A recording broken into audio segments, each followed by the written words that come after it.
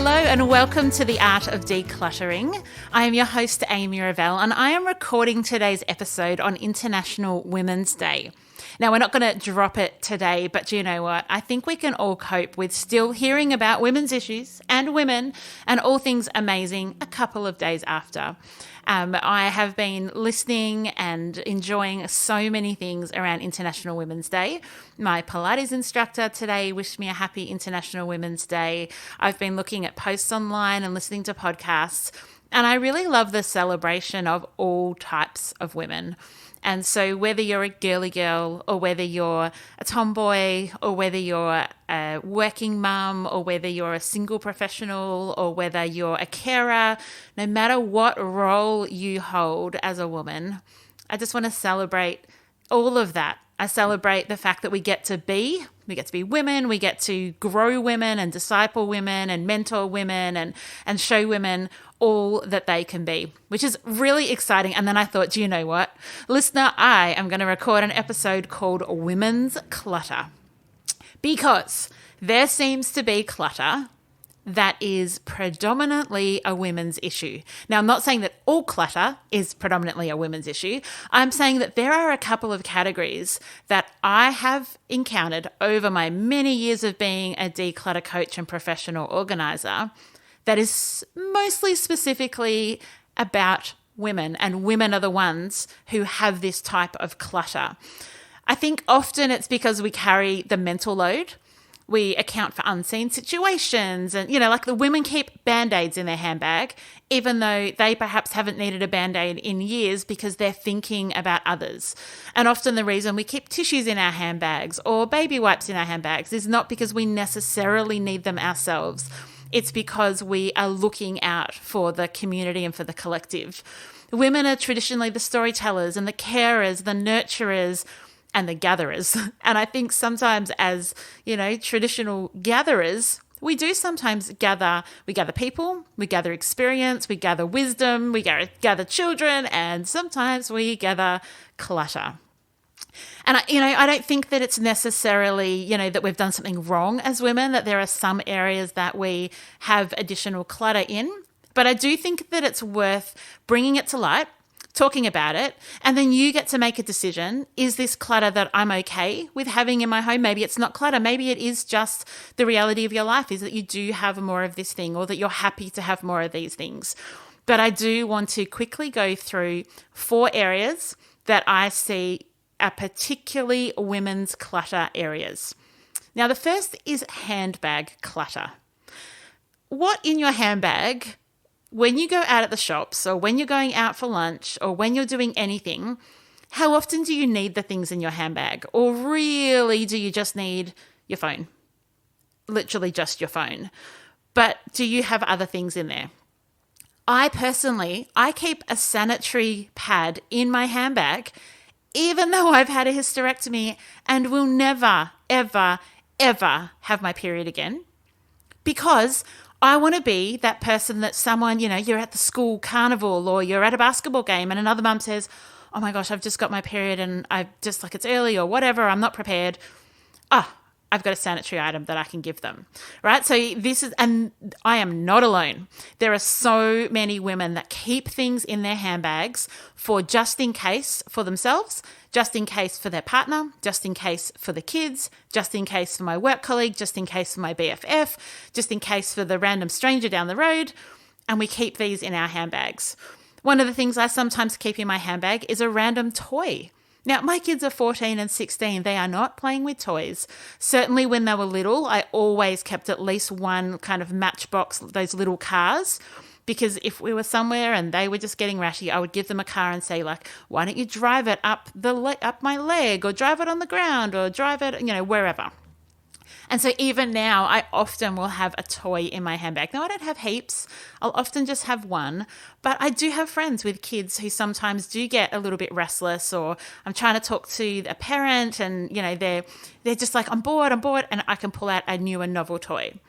So I want you to think about, what other things do you potentially keep in your handbag that is handbag clutter of things that you don't necessarily need to keep in there.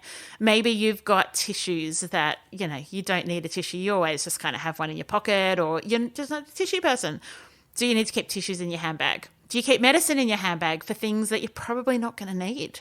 Like maybe you might need a Nurofen, but do you need Nurofen and Panadol and Aspro Clear? And do you need the full kit and caboodle? Do you need a first aid kit in your handbag? Do you need a makeup kit in your handbag? Do you need nail clippers in your handbag? Have a think about what's in your handbag and honestly, what is in there that actually gets used versus it's kind of women's clutter because you're carrying the mental load for people. I mean, I used to keep in my handbag a disposable face mask in case I needed to give CPR to someone. I've never given CPR to someone.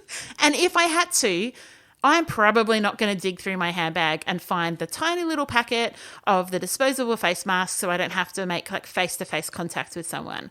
Like these are the types of things that we're like, oh, we're always prepared. Like our handbags are like MacGyver. I can fix a car, fix a broken bone. I can do anything with what's in my handbag.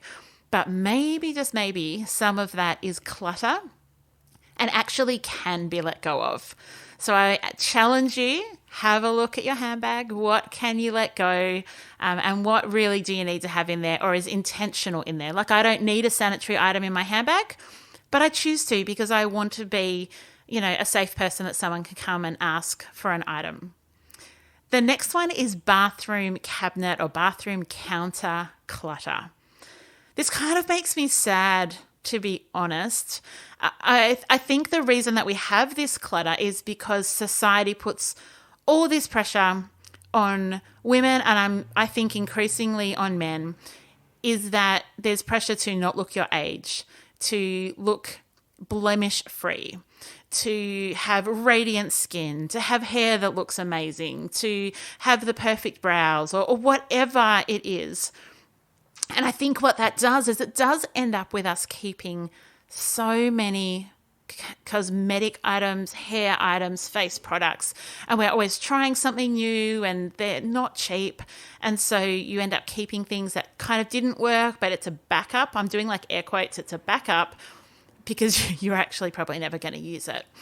And so I would challenge you, have a look through your bathroom, have a look on the cabinet, have a look in the drawers, have a look in behind the cupboards and think like, what of this do I actually need to keep? Versus what did I just buy because that's what society tells me I need. I remember buying a moisturizer, a tinted moisturizer that had was meant to give you like a natural glow or a natural tan. And my hands went like a weird color when I used it. And so I kept it for probably, I would say 18 months because I thought, even though I've got like olive skin, it's still really pale because I live in Australia and I don't work outside and I don't tan. I don't go outside to tan. I mean, I do tan if I'm in the sun, but I felt like I needed darker skin and I don't. My skin is actually perfect just as it is, with freckles and age spots and hair and blemishes. That's me, folks. And so if your bathroom is full of products that don't enrich your life, don't make you feel good about yourself, today, in honor of International Women's Day, it might be time to declutter some of those shoulds and obligations in your bathroom. We're going to talk next about wardrobe clutter and then we're going to talk about sentimental clutter. But I want to take a really quick break and then we're going to come back and delve into those.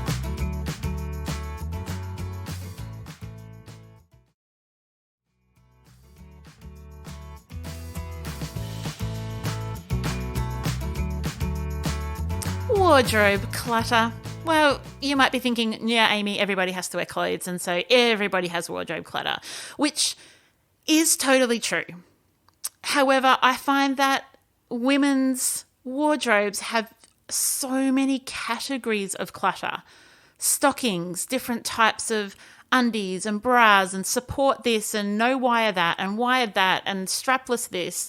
Different types of dresses, like this one has pockets and this one I can only wear when I've got this on, and different outfits. This is a work outfit. This is a casual outfit. This is for, when I go to I can't even think. There's so many options. Clearly, I don't have that many clothes that I wear to different events. And I think that women's wardrobes have a level of complexity that I don't see in other wardrobes. It doesn't have to be that way. I have become a stocking-free person because really, why wouldn't you? Because I hate the things. So, all of a sudden there's a category that I personally can let go of. I don't like wearing like really tight dresses. Okay, category I don't need. Or I don't do strapless bras, or I don't do undies that aren't comfortable. It is okay as a woman to get rid of categories or things in your wardrobe that you do not like wearing. It's okay to say, I am not someone who will buy a pair of pants that has to have a particular pair of undies. That I don't want to do that. And equally, it's totally awesome if you do want to do that. Have what you want in your wardrobe. Have what makes you feel good. Wear the things that you feel great in, that you feel comfortable in, that brighten you up. I think that it's important to address this wardrobe clutter in an episode like we have today, because you don't have to have it as complicated as it is. It's allowed to be more simple. And the last one is around sentimental clutter. It's true that I do work with men and children and adolescents who are sentimental. However, what I've found is that in most cases, and it's definitely not in all cases, do not hear me today that it's an exclusive women thing.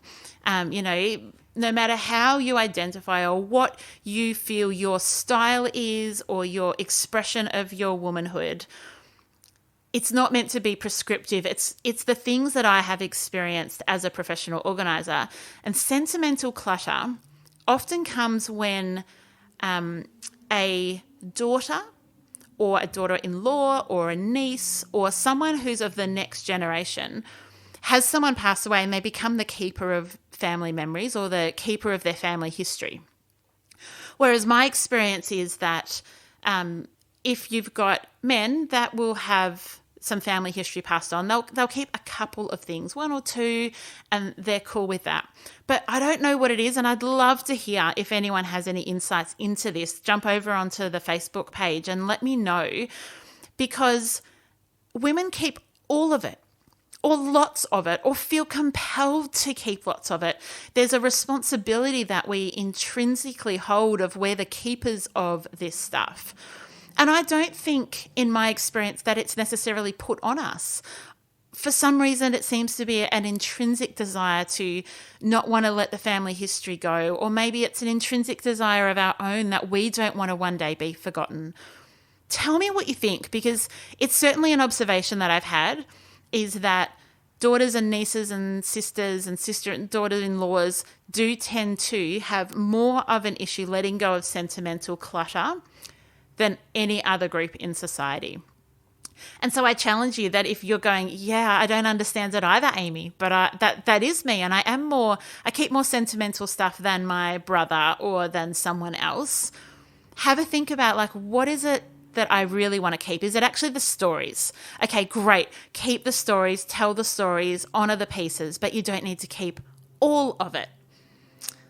All right. I hope that it's been a helpful episode. I hope that it's been an episode that you hear my heart, that it's not about judgment. It's not about like narrowing in and saying, women do things this way or that way. It's actually about going, I know why often in this situation. It's because we're carers, we're nurturers, we want to tell stories, we gather things, we gather people, we gather community. And so I understand why, and I just want to highlight that for you so that you can be aware. Do you need to declutter your handbag, your bathroom products, your wardrobe, or maybe some of the sentimental clutter that is gathering around you? I would love it if you can share today's podcast with a woman in your life I got an Instagram message about an hour ago from a lady saying, oh my goodness, I have been trying to find the Art of Decluttering in its new feed. And it's been weeks and I couldn't find it. And then today she saw something pop up on Instagram and she found me. So there are people that have always loved listening to the Art of Decluttering who haven't found us on our new feed address. The podcast is still here. The Art of Decluttering hasn't gone anywhere. So please share it. Help other people to find the show. I've got some amazing episodes coming up in the next 2 weeks with 2 incredible women that I know you're going to get so much out of. I personally did. And I'm looking forward to sharing those with you. Until then, enjoy the freedom. I would like to acknowledge the Wurundjeri people who are the traditional custodians of the land this podcast is recorded on. I would also like to pay respects to their elders, both past and present, of the Kulin Nation, and extend that respect to other Indigenous Australians. Thank you so much for joining me today. If you enjoyed today's episode, I would love you to rate and review the show on your podcast app. That will help others to find the Art of Decluttering podcast as well. If you'd like any more information, you can visit theartofdecluttering.com.au, and I would love to see you in my Facebook group. Just search the Art of Decluttering community on Facebook and join today. I hope that you have an incredible rest of your day and enjoy the freedom.